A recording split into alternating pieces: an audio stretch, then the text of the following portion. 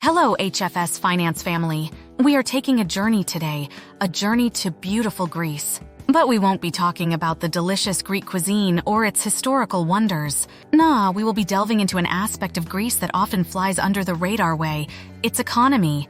The Greece we know and love today has redefined the world in terms of philosophy, gaining prominence under Alexander the Great's empire. It's hard to imagine that this cultural melting pot is currently the poorest in the Eurozone, isn't it? We don't see Elon Musk's or Jeff Bezos-like figures coming from Greece, do we? Instead, we hear about economic bad times, financial crisis, and debt galore. You might be thinking, how did the cradle of Western civilization get to this point? Let's unpack the story. Greece had been sailing just fine economically, comparable even with other European countries. The Greeks are still trying to recover from the losses, and in fact, the average Greek earns $10,000 less annually than in 2008. The question now is, why was Greece particularly vulnerable to the financial crisis? The Greeks' massive debt before the crisis is a large part of the puzzle. The public spending was at an astronomical height, even during prosperous times. When the crisis hit, Greece was caught off guard with already a mountain of debt. A significant chunk of this recklessly expansive public spending goes into its military and swayingly generous pension system. Due to Greece's tricky relationship with Turkey and its aging population, politics also tip the scale as Greek politicians often boost public spending in election years as a way to win votes. However, overspending isn't the whole picture. The other side of the coin is income or the absence of it. A whopping 60% of the Greek population doesn't pay income tax. Tax evasion, a deep-rooted tradition in Greek culture, eats away at the country's revenue sources. Their love affair with debt and its consequential high expenditure and low income is the crux of the problem. Its impact is like a domino effect, leading to an economic meltdown. And guess who came to the rescue? Yep, you got that right.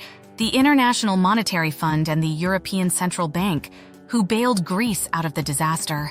However, the imposed harsh cuts and tax hikes caused an uproar among the Greeks. All of this chaos gave birth to a new political party called Syriza, a left-wing party that stood firmly against the IMF. Syriza sought a way out by defaulting on the debt, which unfortunately only brought more havoc to Greece. Fast forward to 2019.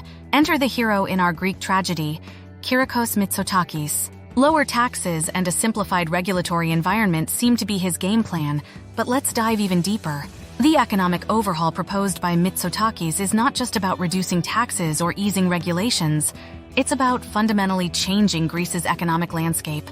He's advocating for a shift towards a more business-friendly environment, one that encourages entrepreneurship and attracts foreign direct investment. The goal is to break away from the old patterns of high public spending and low revenue generation. However, the road to economic recovery is fraught with challenges. Greece's economy is still burdened by high public debt, which limits its fiscal maneuverability. The scars of austerity measures, high unemployment rates. Moreover, the global economic climate is ever-changing. The impacts of the COVID-19 pandemic, the fluctuations in the European market, and geopolitical tensions all play a role in Greece's economic revival. It's not just a national issue. It's intertwined with global dynamics. Yet there's a glimmer of hope.